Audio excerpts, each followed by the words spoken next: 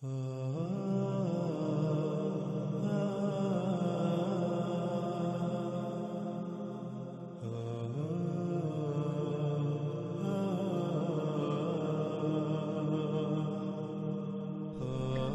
ہمارا موضوع ہے دابۃ الارض یا دابہ من الارض، جس کے بارے میں جو آج تک پھیلایا گیا اور زبان زد عام ہے وہ یہ ہے کہ قیامت سے پہلے زمین سے ایک جانور نکلے گا جو لوگوں سے باتیں کرے گا۔ زمین سے جانور کا نکلنا قیامت کی سب سے آخری اور بڑی علامات میں سے ایک ہے، اور یہ جانور سورج کے مغرب سے طلوع ہونے کے بعد نکلے گا۔ جب یہ جانور نکلے گا تو تب توبہ کا دروازہ بند ہو چکا ہوگا، یعنی سورج کا مغرب سے طلوع ہونا توبہ کا دروازہ بند ہونا ہے، اور جب سورج مغرب سے نکل چکا ہوگا اور توبہ کا دروازہ بند ہو چکا ہوگا تو اس کے بعد یہ جانور زمین سے نکلے گا اور لوگوں سے باتیں کرے گا۔ لیکن ناظرین، حقیقت کیا ہے؟ اس پر ہم الحمدللہ اللہ کے فضل سے ہر پہلو سے اور ہر لحاظ سے اس طرح کھول کر بات کریں گے کہ حق روز روشن کی طرح کھل کر واضح ہو جائے۔ اب آتے ہیں اپنے موضوع کی طرف۔ دابۃ الارض یا دابہ من الارض سب سے آخری اور بڑی علامات اور اشراط الساعۃ میں سے ایک ہے۔ علامات الساعۃ کی سب سے آخری علامت عیسیٰ ابن مریم علیہ السلام کی بعثت ہے۔ عیسیٰ ابن مریم علیہ السلام کی موجودگی میں ایک عظیم واقعہ رونما ہوگا جو کہ ایک عظیم عذاب ہوگا، جسے اللہ سبحانہ و تعالیٰ نے قرآن میں القاریہ کہا ہے، جو کہ تاریخ انسان کی مجموعی طور پر 5ویں اور آخری ایٹمی تباہی ہوگی، یعنی عالمی ایٹمی جنگ۔ اس کی تفصیل بھی انشاءاللہ اللہ کے فضل سے آئندہ ایک ساتھ میں آئے گی۔ عیسیٰ ابن مریم علیہ السلام جو کہ علامات الساعۃ الکبریٰ میں سے سب سے آخر پر ہیں، ان سے پہلے دخان ہیں، اور دخان سے پہلے دابۃ الارض، یوں یعنی دابۃ الارض علامات الساعۃ الکبریٰ میں تیسری آخری علامت ہے۔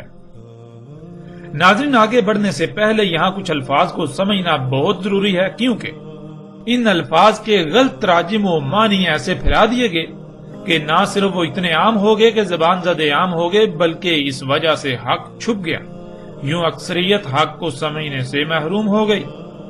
ان میں پہلا لفظ ہے الساعۃ۔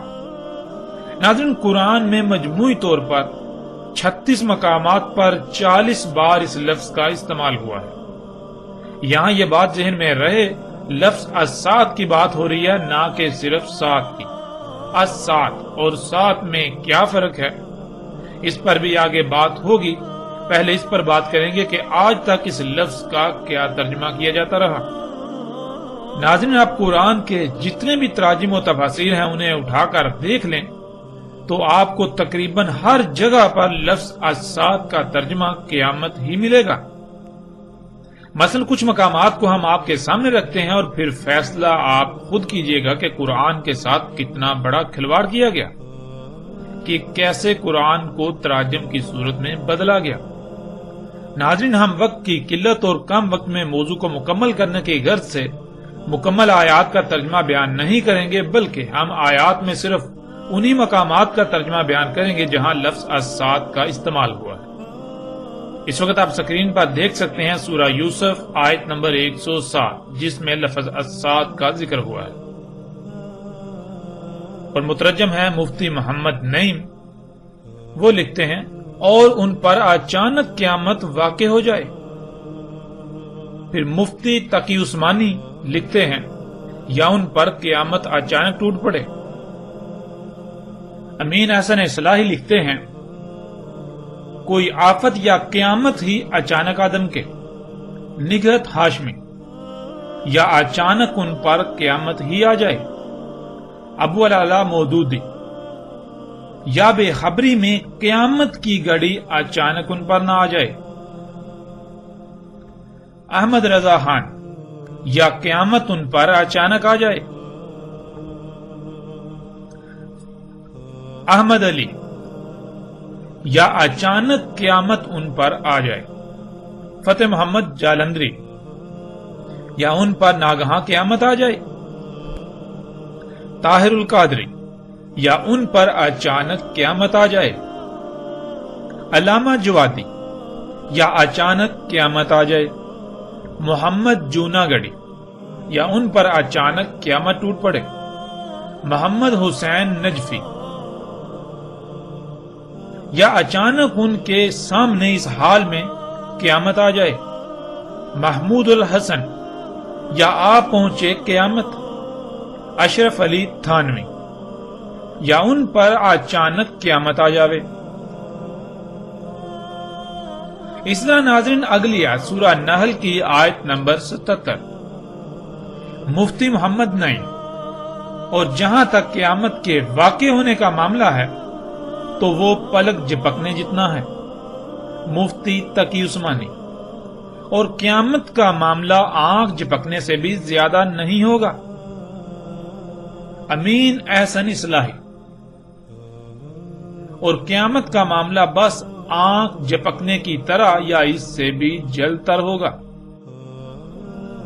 نگہت ہاشمی، اور قیامت کا معاملہ پلک جھپکنے جیسا ہے، ابو العلا مودودی، اور قیامت کے برپا ہونے کا معاملہ کچھ دیر نہ لے گا، احمد رضا خان، اور قیامت کا معاملہ نہیں مگر جیسے ایک پلک کا مارنا، احمد علی، اور قیامت کا معاملہ تو ایسا ہے جیسا آنکھ کا جھپکنا،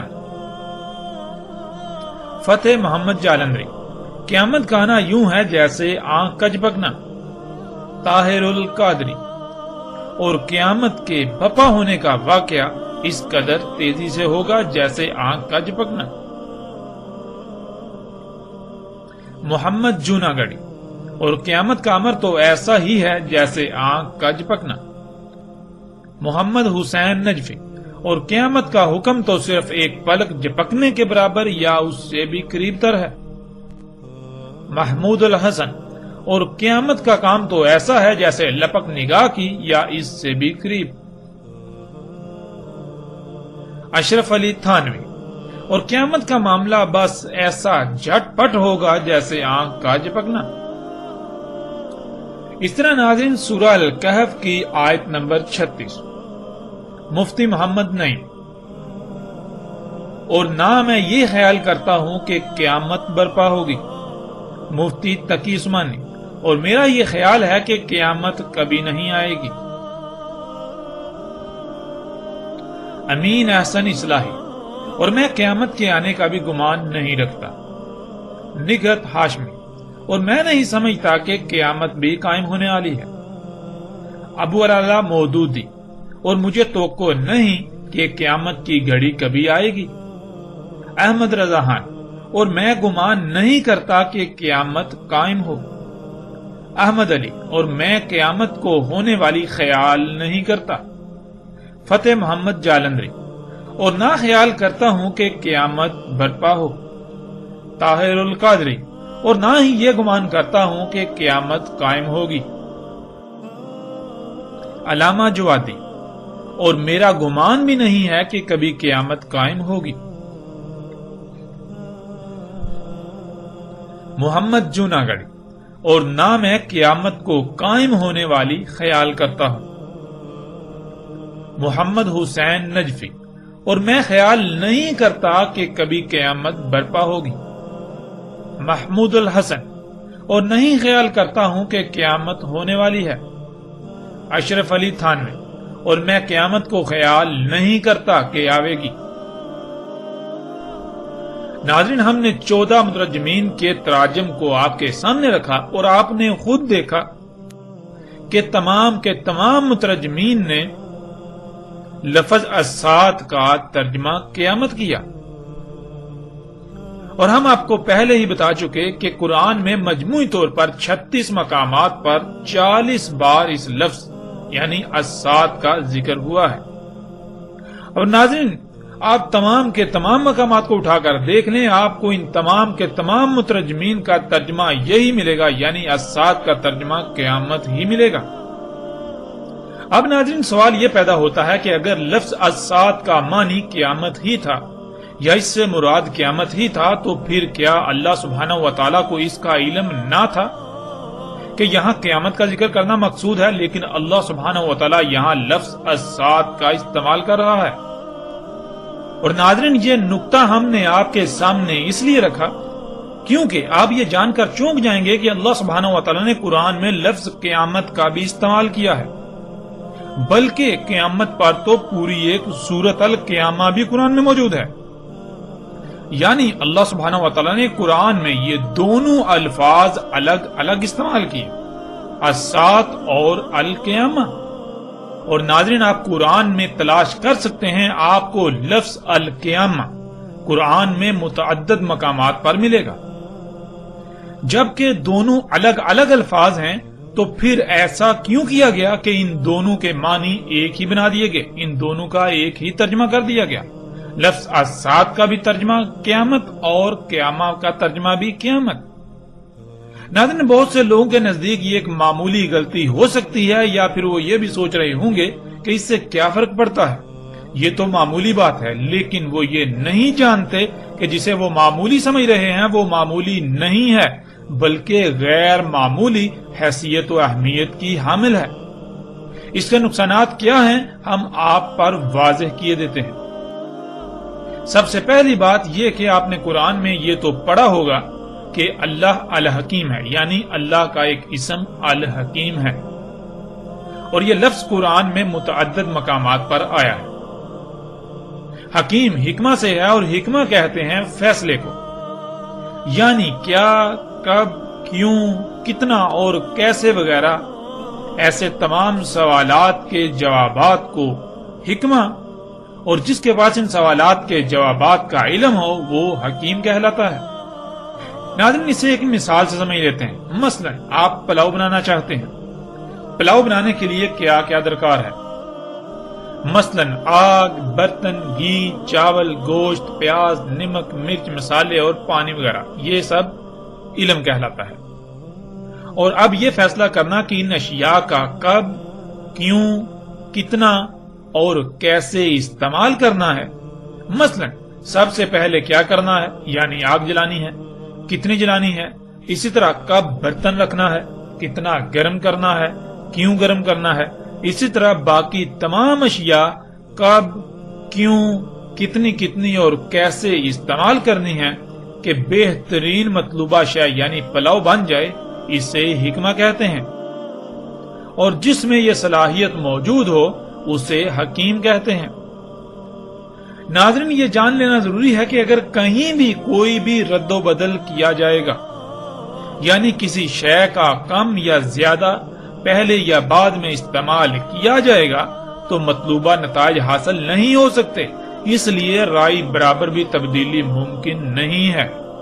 اب آپ قرآن میں دیکھیں کہ اللہ سبحانہ و تعالیٰ نے یہ لفظ کہاں کہاں استعمال کیا، تو آپ پر واضح ہو جائے گا کہ اللہ سبحانہ و تعالیٰ نے خود کو العلیم الحکیم کہا، الحکیم کو العلیم کے ساتھ استعمال کیا۔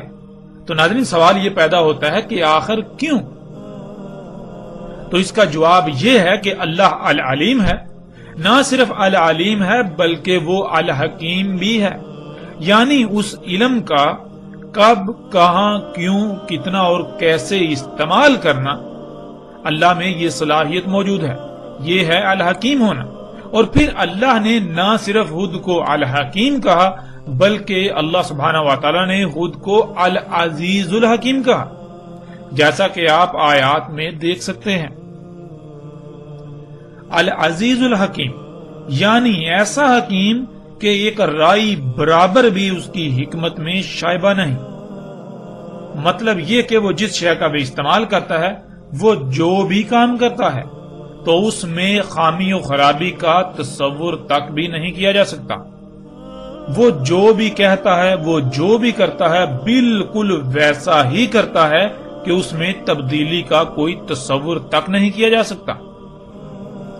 یعنی اگر اس نے کوئی لفظ استعمال کیا ہے اور اس کے برعکس قرآن میں بالکل اس سے ملتا جلتا لفظ استعمال ہوتا ہے، لیکن ان دونوں میں ایک باریک سا فرق ہے، تو اس فرق کو ضرور مد نظر رکھا جائے گا۔ کیونکہ اگر اس فرق کو مد نظر نہ رکھا تو یہ اللہ کے الحکیم ہونے کا کفر ہوگا۔ اللہ سبحانہ و تعالیٰ نے وہ فرق اسی لیے رکھا کیونکہ وہاں وہ فرق رکھنا لازم تھا۔ یہ ہے اللہ کا الحکیم ہونا۔ اب اگر کوئی شخص قرآن میں ایسے فرق کو نظر انداز کرتا ہے تو وہ اللہ کے الحکیم ہونے کا انکار کرتا ہے۔ اللہ سبحانہ تعالیٰ نے وہاں وہ فرق اسی لیے رکھا کیونکہ وہاں بالکل ویسا ہی لفظ آ سکتا تھا، وہاں بالکل ویسی ہی بات کرنا مقصود تھی، اس میں رائی برابر بھی تبدیلی نہیں کی جا سکتی۔ اب ناظرین، جب کہ آپ جان چکے ہیں کہ اللہ نہ صرف الحکیم ہے بلکہ العلیم الحکیم ہے، اور پھر نہ صرف العلیم الحکیم بلکہ العزیز العلیم الحکیم، جب اللہ الحکیم ہے، نہ صرف الحکیم بلکہ العزیز الحکیم، تو پھر یہ کیسے ممکن ہے کہ اس کا کام، اس کا کلام الحکیم نہ ہو؟ بلا شک و شبہ پھر اللہ سبحانہ و تعالیٰ کا ہر کام حکمت سے بھرپور ہے۔ قرآن اللہ کا کلام ہے تو پھر یہ بھی الحکیم ہے، جیسا کہ آپ قرآن میں ہی دیکھ سکتے ہیں۔ سکرین پر آپ کو آیت نظر آ رہی ہے، سورہ یاسین آیت نمبر 2، والقرآن الحکیم۔ تو ناظرین، اللہ سبحانہ و تعالیٰ نے اسی قرآن میں القرآن کو الحکیم کہا، یعنی القرآن میں جہاں جہاں جو جو الفاظ بیان کیے، جو جو آیات آئیں، جو جو حروف آئے، ان میں رائی برابر بھی تبدیلی نہیں کی جا سکتی۔ اللہ سبحانہ و تعالیٰ نے بالکل ویسے ہی الفاظ استعمال کیے جیسے الفاظ استعمال کرنا مقصود تھے۔ اگر کوئی ان کو نظر انداز کرتا ہے تو وہ نہ صرف اللہ کے الحکیم ہونے کا کفر کرتا ہے، انکار کرتا ہے، بلکہ وہ القرآن کے الحکیم ہونے کا بھی کفر کرتا ہے، انکار کرتا ہے۔ ناظرین، اب آپ خود غور کریں کہ جب اللہ العزیز الحکیم ہے تو پھر اس کا ہر کام بھی عزیز الحکیم ہے، اس کا کلام قرآن بھی عزیز الحکیم ہے، تو پھر یہ کیسے ہو سکتا ہے کہ اللہ لفظ الساعت کا استعمال کرے اور اللہ کے علاوہ دوسرے الساعت کو القیامہ بنا دیں؟ یہ کیسے ہو سکتا ہے؟ کیا قرآن الحکیم نہیں؟ کیا اللہ الحکیم نہیں؟ ناظرین، اگر قرآن میں قیامہ لفظ موجود نہ ہوتا تو کہا جا سکتا تھا کہ الساعت کا ترجمہ القیامہ ہی ہے، لیکن جب لفظ القیامہ بھی قرآن میں موجود ہے تو پھر ایسے لوگوں کو کس نے یہ اختیار دیا کہ وہ الساعت لفظ کو بدل دیں؟ ان کو یہ کس نے اختیار دیا کہ وہ قرآن کے الحکیم ہونے کا کفر کر دیں؟ ان کو کس نے یہ اختیار دیا کہ وہ اللہ کے الحکیم ہونے کا کفر کر دیں؟ اللہ سبحانہ و تعالی لفظ الساعت استعمال کر رہا ہے اور یہ اس لفظ کو القیامہ سے بدل رہے ہیں۔ آخر ان لوگوں کو یہ اختیار کس نے دیا؟ کیا یہ قرآن کے ساتھ کھلواڑ نہیں ہے؟ کیا یہ انتہائی غیر معمولی غیر ذمہ داری کا مظاہرہ نہیں ہے؟ ناظرین، کیا آپ جانتے ہیں ایسا کرنا انسان کا یہ عملاً اس بات کا اقرار ہوتا ہے، اس کا عملاً یہ دعویٰ ہوتا ہے کہ اللہ الحکیم نہیں، اس کا کلام قرآن الحکیم نہیں ہے۔ جن جن لوگوں نے ایسا کیا انہوں نے عملاً اس بات کا اقرار کیا، عملاً اس بات کا دعویٰ کیا کہ اللہ الحکیم نہیں ہے، اللہ کا کلام قرآن الحکیم نہیں ہے۔ تو ناظرین، یہ ہے پہلا بڑا نقصان اس غلطی کا۔ یہ نقصان کتنا شدید ہے یہ آپ اس وقت ہی جان سکیں گے جب آپ اس کی گہرائیوں میں جائیں گے، اس میں غور و فکر کریں گے۔ اور ناظرین، اس کا دوسرا اور انتہائی تباہ کن نقصان یہ ہے کہ قیامت اللہ سبحانہ و تعالیٰ لائے گا، یعنی قیامت اللہ سبحانہ و تعالیٰ لائے گا، لیکن الساعت انسانوں کے اپنے ہی ہاتھوں سے کیے ہوئے اعمال کا بیانت نتیجہ ہوگا جس سے وہ دوچار ہوں گے۔ جب الساعت کو قیامت قرار دیا جاتا ہے تو پھر ہر شخص کے ذہن میں یہی بات ہوتی ہے کہ قیامت تو اللہ خود لائے گا، اس میں انسانوں کا کوئی عمل دخل نہیں۔ لیکن ناظرین، حقیقت یہ ہے کہ ایسا کہنا اللہ سبحانہ و تعالیٰ پر بہتان عظیم ہے، ایسا بہتان کہ آپ تصور بھی نہیں کر سکتے کہ اللہ اس بہتان پر کتنا غضبناک ہوتا ہے۔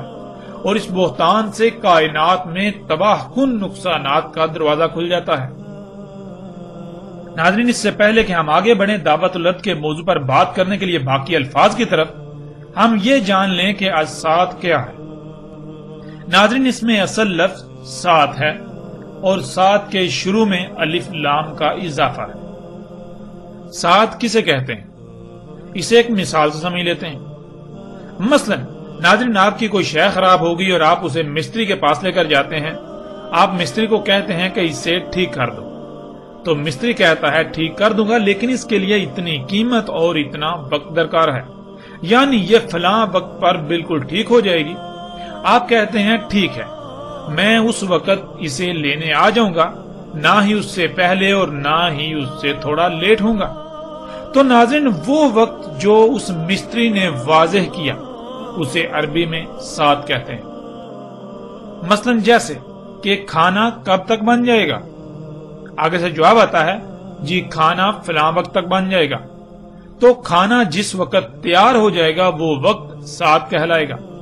ایسے ہی آپ درجنوں مثالیں لے سکتے ہیں۔ جیسے کوئی شخص ایسا کام کر رہا ہو جس کا نتیجہ تباہ کن ہو، آپ اسے پہلے ہی اس انجام سے متنبہ کر دیں کہ دیکھو یہ نہ کرو ورنہ وہ وقت آ جائے گا کہ تمہیں شدید ترین تباہی یا نقصان سے دوچار ہونا پڑے گا۔ تو وہ وقت جب اس تباہی کا آنا ہے جس سے آپ نے متنبہ کیا وہ سات کہلائے گا۔ اب ناظرین آتے ہیں لفظ السات کی طرف۔ سات کا تو آپ جان چکے، اور جب بھی عربی میں کسی لفظ کے ساتھ اس کے شروع میں الف لام کا اضافہ کیا جاتا ہے تو وہ بالکل ایسے ہی ہوتا ہے جیسے انگلش میں کسی شے کے ساتھ دی یا دا لگایا جاتا ہے، یعنی کسی شے کو اسپیسیفائی کرنے کے لیے، مخصوص کرنے کے لیے۔ السات، سات کے ساتھ الف لام، یعنی کوئی مخصوص وقت ہے جس کا ذکر کیا جا رہا ہے، کوئی مخصوص گھڑی۔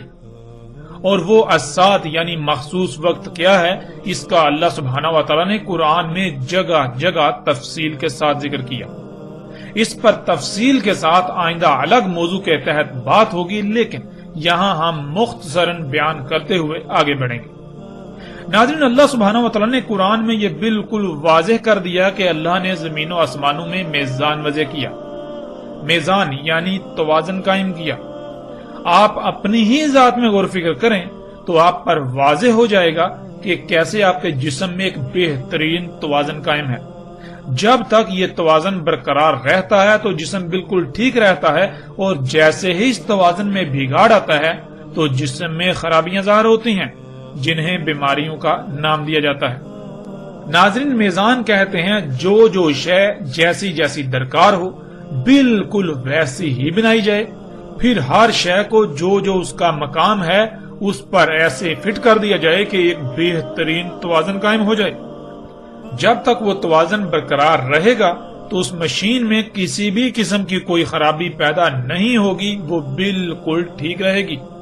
اور جیسے ہی اس میں کوئی تبدیلی کی جائے گی تو اس میں قائم توازن بگڑ جائے گا، اس توازن میں بگاڑ پیدا ہوگا جس کا نتیجہ خرابیوں اور بالآخر تباہیوں کی صورت میں ظاہر ہوگا۔ ناظرین، گزشتہ ایک ساتھ میں اس کی وضاحت ہو چکی۔ اللہ سبحانہ و تعالیٰ نے آسمانوں اور زمین کو بالکل ایک مشین کی مانند خلق کیا۔ تمام مخلوقات ایک مشین کے مختلف پرزوں کی مانند ہیں۔ جیسے ایک مشین میں تمام پرزے جب تک اپنے اپنے مقام پر رہتے ہوئے اپنی اپنی ذمہ داری پوری کریں گے تو وہ مشین بالکل ٹھیک رہے گی، بالکل ایسے ہی اللہ سبحانہ و تعالیٰ نے زمین اور آسمانوں میں لاتعداد مخلوقات کو خلق کر کے ان کے مقامات پر لگا دیا تاکہ وہ اپنی اپنی ذمہ داری پوری کریں، جس سے وضع کردہ توازن برقرار رہے۔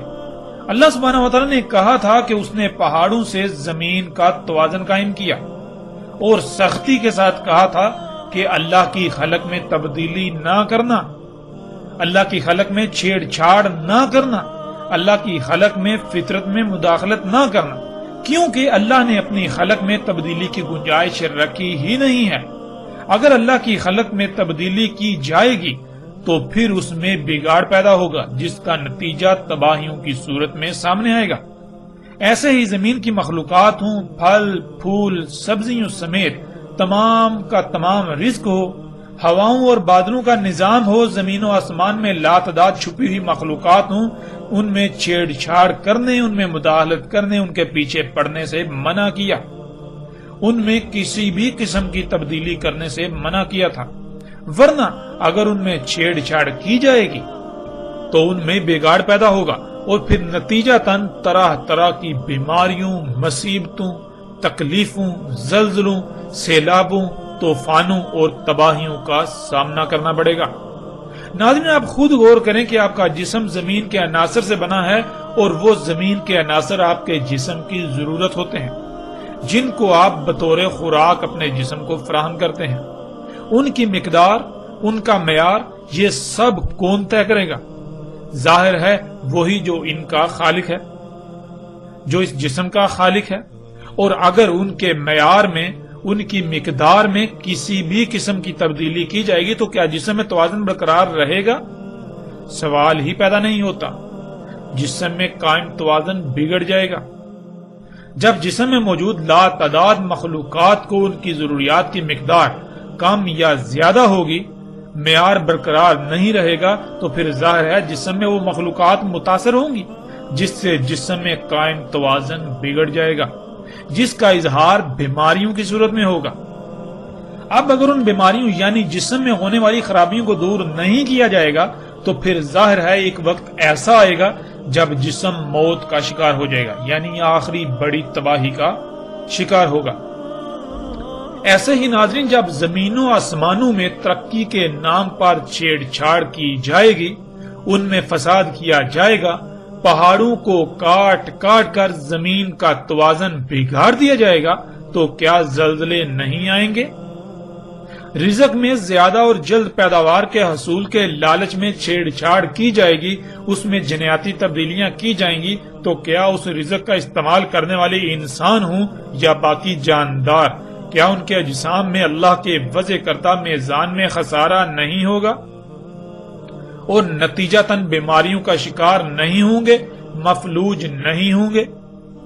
زمین میں قدرتی وسائل کے حصول کے نام پر زمین کا خون نکالا جائے گا، زمین سے وہ عناصر نکالے جائیں گے جن کے بغیر زمین ناکارہ ہو جائے، تو پھر کیا زمین میں بگاڑ نہیں ہوگا؟ زمین جگہ جگہ سے دنسے گی نہیں؟ بادلوں میں ہواؤں کے نظام میں چھیڑ چھاڑ کی جائے گی تو کیا بادلوں کا نظام ٹھیک رہے گا؟ اس میں قائم توازن نہیں بگڑے گا، اور نتیجتاً طوفان، آندھیاں اور سیلاب نہیں آئیں گے؟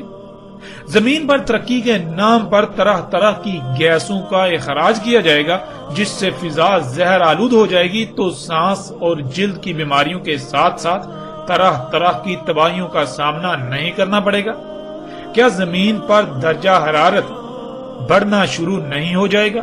کیا آسمان یعنی زمین کے گرد گیسوں کی 7 تہوں پر مشتمل تہ در تہ حساس ترین حصار متاثر نہیں ہوگا؟ وہ پھٹے گا نہیں؟ ناظرین، یہی سب اللہ سبحانہ و تعالیٰ نے کہا تھا کہ جب تم فطرت میں چھیڑ چھاڑ کرو گے، اللہ کی خلق میں تبدیلیاں کرو گے، تو ان نتائج کا سامنا کرنا پڑے گا۔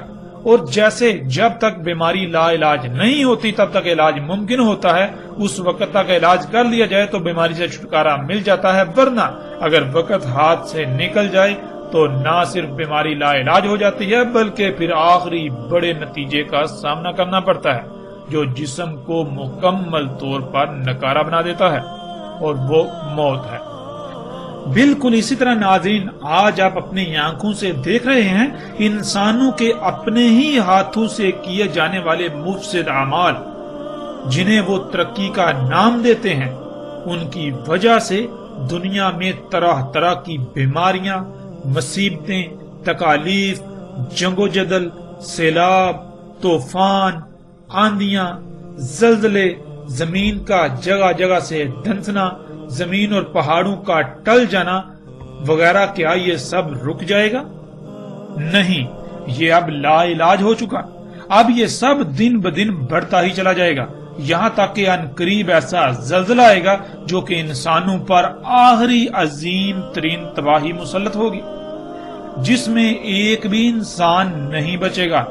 اس تباہی کے مسلط ہونے کے وقت کو اللہ سبحانہ و تعالیٰ نے قرآن میں الساعۃ کہا۔ اب ناظرین آپ خود غور کریں کہ کیا الساعۃ قیامت ہے؟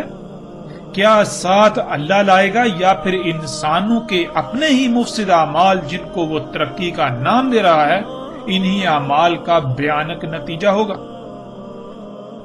اور ناظرین قیامت کیا ہے اس کو بھی یہاں مختصراً جان لیں، باقی تفصیل کے ساتھ آئندہ ایک ساتھ میں قیامت کے موضوع کے تحت بات ہوگی۔ ناظرین قرآن میں 70 مقامات پر لفظ القیامہ کا استعمال ہوا ہے، اور تمام مقامات پر آپ پر یہ بات واضح ہو جائے گی کہ قیامت کیا ہے۔ قیامت الساعۃ کے بعد یعنی عظیم زلزلے میں تمام کے تمام انسانوں کے خاتمے کے بعد، جب زمین انسانوں کے اپنے ہی ہاتھوں سے کیے ہوئے مفسد اعمال کے رد عمل کی وجہ سے انتہائی بھیانک صورت اختیار کر چکی ہوگی، انسانوں کے اعمال کے رد عمل جب آنا تھم جائیں گے، تب تمام انسانوں کو دوبارہ زندہ کیا جائے گا اور ان سے ان کے اعمال کی پرسش ہوگی اور بدلے کا سامنا کرنا ہوگا۔ اس سے القیامہ یعنی قیامت کہا گیا۔ اب ناظرین آپ خود غور و فکر کریں اور فیصلہ کریں، الساعۃ اور القیامہ میں کتنا فرق ہے، اور الساعۃ کا ذمہ دار کون ہوگا؟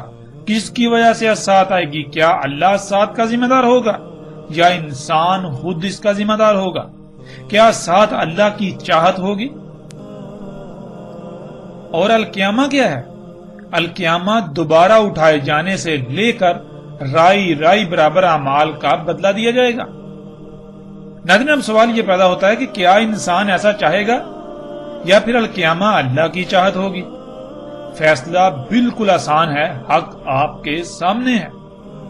اب آپ خود اس بات کا اندازہ لگا سکتے ہیں کہ لفظ الساعۃ کا ترجمہ جب قیامت کیا گیا تو اس کے کتنے عظیم نقصانات ہیں، اور کیا اللہ سبحانہ و تعالیٰ اس کی اجازت دیتا ہے؟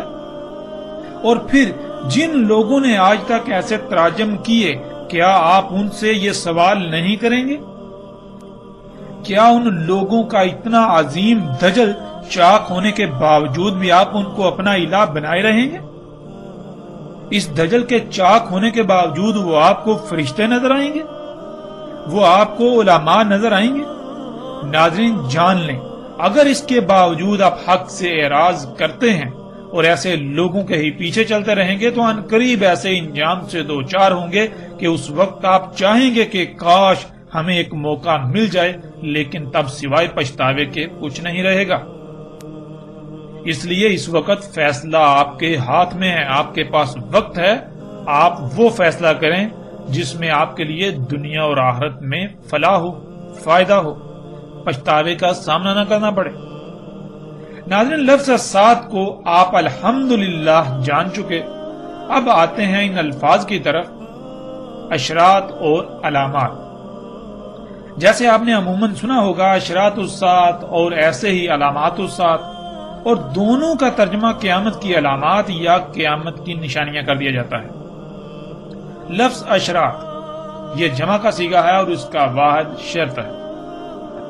ناظرین شرط کسے کہتے ہیں، اسے ایک مثال سے سمجھ لیتے ہیں۔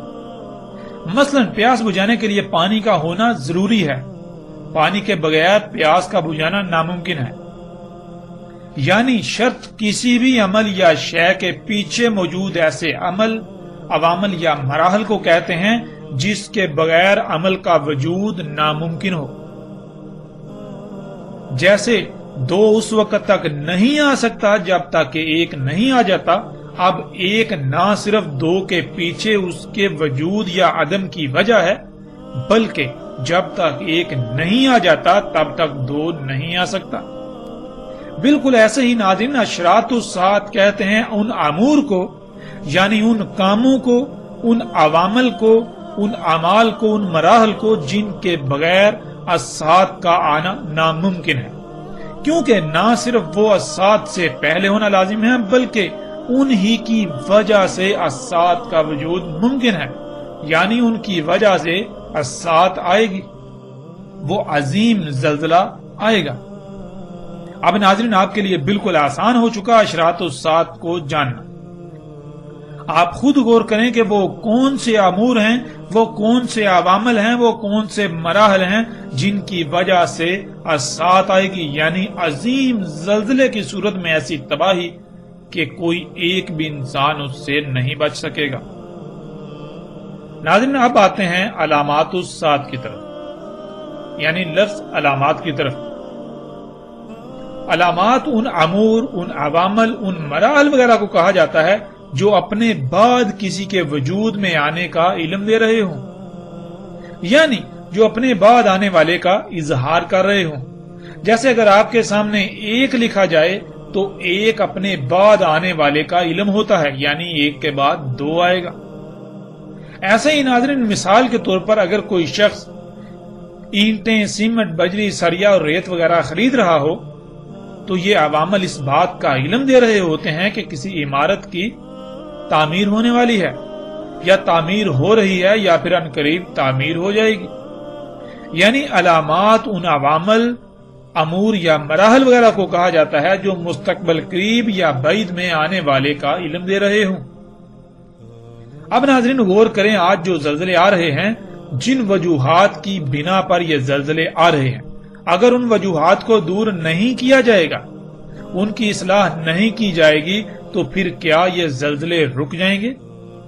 یا پھر یہ قانون فطرت ہے کہ خرابی کو دور نہ کیا جائے تو وہ دن بدن بڑھتی ہی چلی جائے گی، یہاں تک کہ وہ اپنے انجام کو نہ پہنچ جائے۔ جب قانون فطرت یہ ہے تو پھر یہ زلزلے دن بدن بڑھتے ہی چلے جائیں گے۔ آج ان زلزلوں میں درجنوں، سینکڑوں، ہزاروں اور لاکھوں لوگ مر رہے ہیں، تو جیسے جیسے یہ زلزلے بڑھتے چلے جائیں گے تو اموات بھی بڑھتی چلے جائیں گی، یہاں تک کہ بڑھتے بڑھتے اتنا بڑا زلزلہ آئے گا کہ کوئی ایک انسان بھی اس زلزلے میں سے نہیں بچ پائے گا، جسے الساعت کہا گیا۔ تو ناظرین غور کریں، کیا یہ زلزلے علام نہیں ہیں الساعت کا؟ یعنی یہ زلزلے عن قریب ایک عظیم زلزلے کا علم ظاہر نہیں کر رہے؟ بالکل کر رہے ہیں، اس وجہ سے انہیں علامات الساعت کہا گیا۔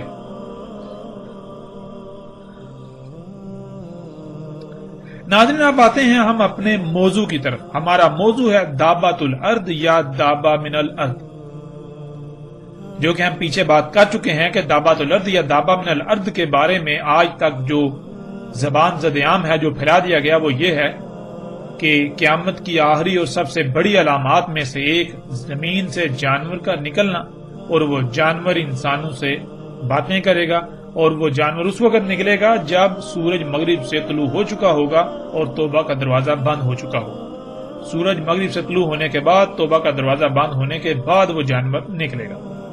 اب حقیقت کیا ہے، ہم آتے ہیں اس طرف۔ ناظرین دابۃ الارض کے معنی ہے ارض کا دابہ، اور دابہ من الارض کے معنی ہے ارض سے دابہ، یعنی وہ دابہ جو ارض سے بنے گا، ارض سے وجود میں آئے گا۔ ناظرین پیچھے یہ بتایا گیا ہے کہ دابۃ الارض بڑی اور آخری علامات و شرائط میں سے آخری تیسری نہ صرف علامت ہے بلکہ شرط ہے، یعنی الساعت جن وجوہات کی بنا پر آئے گی ان میں سے ایک بڑی وجہ وہ دابہ ہوگا جو ارض سے بنے گا، اور جب وہ دابہ ظاہر ہوگا تو وہ اس بات کا علم ہوگا کہ اب الساعت بالکل سر پر آ چکی ہے۔ یہ بات پھر سے جان لیں اور اسے اپنے ذہن میں بٹھا لیں کہ دابۃ الارض اشراط الساعت میں سے ہے، یعنی ان عوامل، ان امور، ان مراحل میں سے ایک ہے جن کی وجہ سے الساعت آئے گی۔ اگر آپ نے اس نقطے کو جان لیا تو نہ صرف آپ دابۃ الارض کو بآسانی سمجھ سکیں گے بلکہ مزید ایسے ایسے حقائق آپ پر کھل جائیں گے جن کا اس سے پہلے آپ کے لیے تصور کرنا بھی محال تھا۔ سب سے پہلے ہم ان الفاظ کو جان لیتے ہیں، لفظ دابہ اور ارض۔ ناظرین دابہ یا الدابہ یہ لفظ بنا ہے داب سے، اور داب عربی میں کہتے ہیں مرحلہ با مرحلہ آگے بڑھنے کو، سفر طے کرنے کو، حرکت کرنے کو۔ یعنی اگر آپ زمین میں دیکھیں تو آپ کو مخلوقات کی ایک کثیر تعداد ایسی ملے گی جو خود بخود حرکت نہیں کرتی، یعنی ساکت مخلوقات، جیسے درخت، پہاڑ، فصلیں، پھل پھول، سمندر، اس طرح آپ کو ایک کثیر تعداد نظر آئے گی۔ اب اس کے برعکس دوسری قسم کی مخلوقات ہیں جو کہ حرکت کرتی ہیں، جیسے کہ تیر کر، رینگ کر، چل کر یا اڑ کر۔ تو ناظرین، یہ جتنی بھی حرکت کرنے والی مخلوقات ہیں انہیں دابہ کہا جاتا ہے، یعنی حرکت کرنے والی مخلوقات، مرحلہ با مرحلہ، سٹیپ بائی سٹیپ آگے بڑھنے والی مخلوقات، مرحلہ با مرحلہ، سٹیپ بائی سٹیپ سفر طے کرنے والی مخلوقات۔ اب آپ جس زاویے سے بھی غور کریں گے تو آپ کو ان میں یہی بات نظر آئے گی، نہ صرف یہ سٹیپ بائی سٹیپ یعنی مرحلہ با مرحلہ سفر کرتی ہیں، حرکت کرتی ہیں، بلکہ یہ بالکل اسی طرح مرحلہ با مرحلہ وجود میں آئیں۔ جب زمین مکمل ہوئی تو سب سے آخر میں خلا سے جمے ہوئے پانی کے شہابیوں کی بارش ہوئی۔ ان شہابیوں کے زمین پر آ کر پگھلنے کی وجہ سے پانی وجود میں آیا۔ اس سے پہلے زمین پر خلا سے 3 مراحل میں ایسا مواد آ چکا تھا اور وہ کیمیائی عوامل سے گزر کر اپنے اپنے مقام پر پہنچ چکا تھا، جس کا تعلق زمین پر حیات سے تھا، زمین پر زندگی سے تھا یا زندگی سے ہے۔ یوں زمین پر زندگی سے تعلق رکھنے والے چوتھے اور آخری مرحلے میں زمین کے پانی پر اترنے سے ان کیمیائی عناصر کے ساتھ پانی کا اختلاط ہوا تو پانی میں زندگی وجود میں آئی، یعنی پانی میں کیڑوں کی ابتدا ہوئی، وہ مرحلہ با مرحلہ آگے بڑھتی گئیں، یعنی ان میں اضافہ ہوتا چلا گیا، جسے آپ ارتقاء کا نام دے سکتے ہیں۔ یعنی لفظ داب کو جو آسان ترین معنی دیا جا سکتا ہے وہ ہے ارتقاء، اسی سے ہے دابہ، یعنی سٹیپ بائی سٹیپ، مرحلہ با مرحلہ آگے بڑھنا۔ یوں پانی میں ان کیڑوں کے وجود میں آنے سے ان سے پانی میں تیرنے والی مخلوقات وجود میں آئیں، پھر ان سے ایسی مخلوقات وجود میں آئیں جو کہ پانی اور خشکی دونوں میں زندہ رہ سکتی ہیں۔ تیرنے والی مخلوقات سے رینگنے والی مخلوقات، رینگنے والی مخلوقات سے چلنے والی مخلوقات، اور چلنے والی مخلوقات سے اڑنے والی مخلوقات وجود میں آئیں۔ اس طرح یہ تمام حرکت کرنے والی مخلوقات نہ صرف مرحلہ با مرحلہ حرکت کرتے کرتے آگے بڑھتی ہیں، بلکہ یہ اسی طرح مرحلہ با مرحلہ حرکت کرتے کرتے وجود میں آئیں۔ ناظرین، اس طرح یہ تمام کی تمام حرکت کرنے والی مخلوقات نہ صرف مرحلہ با مرحلہ، سٹیپ بائی سٹیپ حرکت کرتی ہیں، آگے بڑھتی ہیں، سفر کرتی ہیں، بلکہ یہ اسی طرح مرحلہ با مرحلہ حرکت کرتے کرتے وجود میں آئیں۔ اسی طرح ناظرین، ہم دیکھتے ہیں کہ اللہ سبحانہ وتعالی نے قرآن میں دابہ کے بارے میں کیا رہنمائی کی۔ اللہ سبحانہ وتعالی نے قرآن میں دابہ کسے کہا؟ ناظرین، قرآن میں 14 مقامات پر لفظ دابہ کا استعمال ہوا اور اس کی جمع کا صیغہ دواب 4 مقامات پر استعمال ہوا۔ اس کے علاوہ جس سے یہ لفظ بنا یعنی دال، اس کا استعمال بھی 4 مقامات پر ہو۔ یوں ناظرین، داب، دابہ اور دواب کی صورت میں مجموعی طور پر پورے قرآن میں 22 مقامات پر اس لفظ کا استعمال ہوا۔ ناظرین، ان 22 مقامات کو اگر سامنے رکھا جائے تو بالکل کھل کر واضح ہو جائے گا کہ دابہ کے معنی کیا ہیں۔ بذات خود بشر انسان کو بھی قرآن میں دابہ کہا گیا، کیونکہ بشر بھی حرکت کرنے والی مخلوقات میں سے ایک ہے۔